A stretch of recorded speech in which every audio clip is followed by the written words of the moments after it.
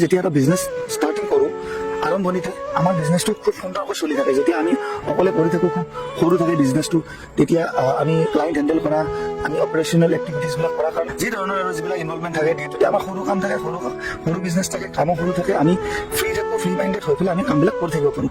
বাট eventually আমি কেইবছৰমান বা কিবা এক্টিভিটিছ কৰি পেলাই আমি আমাৰ বিজনেছটো যেতিয়া এটা এনেকুৱা পৰ্যায়লৈ লৈ যাওঁ য'ত আমাৰ 2-4জনমান এমপ্লয়িজ হয় বা কেইজনমান এমপ্লয়িজ হয়, তাৰপিছত যেতিয়া বিজনেছটো মানে কামটো আগবাঢ়িব ধৰে, তেতিয়া আমি মানে এটা জেগাত বান্ধ খাই যাওঁ। তাৰমানে তাৰপিছত মানে আমাৰ মানে এই গ্ৰথ ষ্টেজটো নাহে, কাৰণ আমি একচুৱেলি আমাৰ এমপ্লয়িজবিলাকৰ দ্বাৰা কাম কৰাব নাজানো। আমি নিজে কাম কৰিব জানো, আমি নিজে কাম কৰি আমি বিজনেছটো গ্ৰ' কৰাই লৈছোঁ। আমি নিজে কাম কৰি পেলাই আমাৰ বিজনেছটোক এটা এনেকুৱা পৰ্যায়লৈকে লৈ গৈছোঁ য'ত আমি 4-5জন বা 6-7জনমান এমপ্লয়িজ আমি হায়াৰ কৰি নিলোঁ।